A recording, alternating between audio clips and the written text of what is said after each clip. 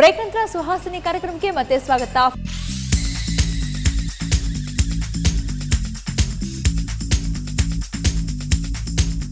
Okay, sudden ಆಗಿ weight loss ಆಗೋದು ಅಥವಾ ಸಡನ್ ಆಗಿ ವೇಟ್ ಗೇನ್ ಆಗೋದು ತುಂಬ ಡೇಂಜರಸ್ ಅಂತೀರಾ, ಏನಂತೀರಾ? ಹೌದೌದು, ಸಡನ್ ಆಗಿ ವೇಟ್ ಲಾಸು ನಾವು ತಿಂದೆ ಎಕ್ಸಸೈಸ್ ಮಾಡದೆ ಆದರೆ it is a health issue.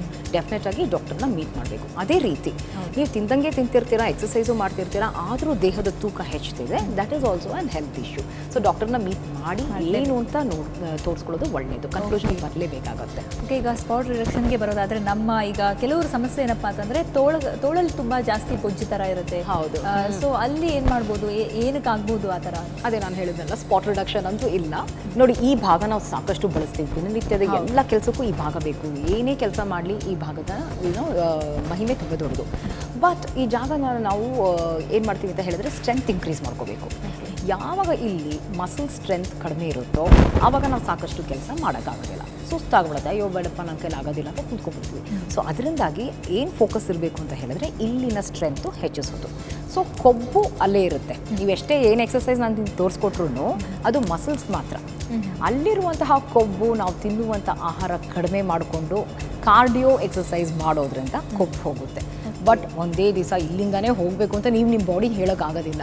So ನಿಮ್ಮ ಬಾಡಿ ಡಿಸೈಡ್ ಮಾಡುತ್ತೆ ಎಲ್ಲಿಂದ ಫ್ಯಾಟ್ ಹೋಗಬೇಕು ಅಂತ. ಒಂದು ದಿವಸ definitely you will see changes. But ಇಲ್ಲಿ ಟೋನಿಂಗ್ ಆಗೋದ್ರಿಂದ ನೀವು ಸಾಕಷ್ಟು ಕೈ ಸ್ಲಿಮ್ ಆಗಿ ಕಾಣಿಸುತ್ತೆ, ಶಕ್ತಿನೂ ಬರುತ್ತೆ. ಶಕ್ತಿ ಬರುತ್ತೆ, ಅದು ಹೆಚ್ಚಾಗಿ ಕೆಲಸ ಮಾಡ್ಕೋಬಹುದು. That is called functional fitness. Even ಇವಾಗ ನಮ್ಮಂಥವ್ರು ಕೂಡ ಜಾಸ್ತಿ ಹೊತ್ತು ಕಂಪ್ಯೂಟರ್ ಮುಂದೆ ಕೂತ್ಕೊಂಡು ಮೌಸ್ ಅಲ್ಲಾಡ್ತಾ ಇದ್ರು. Okay, and plus you working also, ನಿಮ್ಮ ಟೈಮ್ ಇರೋದು ನಿಮ್ಮ ಆಫೀಸಲ್ಲೇ ಮಾಡ್ಕೊಳ್ಳುವಂತಹ ಒಂದು ಸಿಂಪಲ್ ಎಕ್ಸಸೈಸ್ ನಾನು ನಿಮ್ಗೆ ತೋರಿಸ್ಕೊಡ್ತೀನಿ. ಇದು ತೋಳಿನ ಶಕ್ತಿ ಬೆಳೆಸುತ್ತೆ ಹಾಗೂ ಟೋನಿಂಗ್ ಸಹ ಮಾಡಿಕೊಡುತ್ತೆ. ನಾವು ಯಾವಾಗ ಎಕ್ಸಸೈಸ್ ಮಾಡ್ತೀವೋ ಆವಾಗ ಬ್ಲಡ್ ಸರ್ಕ್ಯುಲೇಷನ್ ಇಲ್ಲಿಗೆ ಇನ್ಕ್ರೀಸ್ ಆಗುತ್ತೆ. ಬ್ಲಡ್ ಜೊತೆ ನ್ಯೂಟ್ರಿಷನ್ ಇಲ್ಲಿಗೆ ಹೋಗುತ್ತೆ. ಇದನ್ನು ಈ ಏರಿಯಾನ ನರಿಶ್ ಮಾಡುತ್ತೆ ಮತ್ತು ಸಾಫ್ಟ್ ಆ್ಯಂಡ್ ಸಪಲ್ ಆಗಿ ಇಟ್ಟಿರುತ್ತೆ. ಸೊ ಅದು ನಿಮ್ಮ ಹೆಲ್ತಿ ಜಾಯಿಂಟ್ಸ್ ಇರುತ್ತೆ. ಸೊ ಎಷ್ಟು ಇಂಪಾರ್ಟೆಂಟ್ ಅಲ್ವಾ ಎಕ್ಸಸೈಸ್ ಮಾಡೋದು. ಓಕೆ, ಸೊ ಈಸಿ ಎಕ್ಸಸೈಸ್ ನಮಗೆ ಈಗ ತೋರಿಸ್ಕೊಡ್ಬೇಕು. ತೋಳಿನ ಒಂದು ಬೊಜ್ಜಿನ ಇದ್ದರೆ ಬೊಜ್ಜನ್ನು ಕರಗಿಸೋದು ಹೇಗೆ ಅಂತ ಒಂದು ಎಕ್ಸಸೈಸ್ ಡೆಫಿನೆಟ್ ಆಗಿ ಬನ್ನಿ ತೋರಿಸ್ಕೊಡ್ತೀನಿ.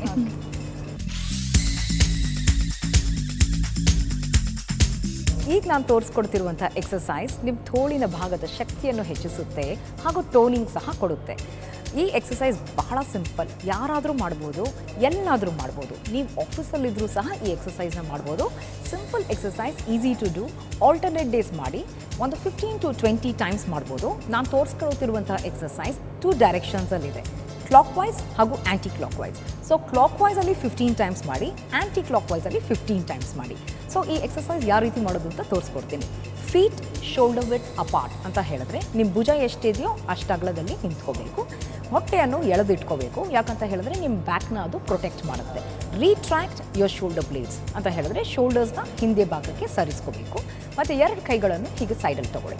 ಸೊ ಇಲ್ಲಿ ಎಂಗೇಜ್ ಮಾಡಿದ್ದೀರಾ, ನೀವು ಹಿಂಗೆ ಇಟ್ಕೊಳ್ಳೋದ್ರಿಂದ ಈ ಫುಲ್ ಮಸಲ್ ಎಂಗೇಜ್ ಆಗಿದೆ.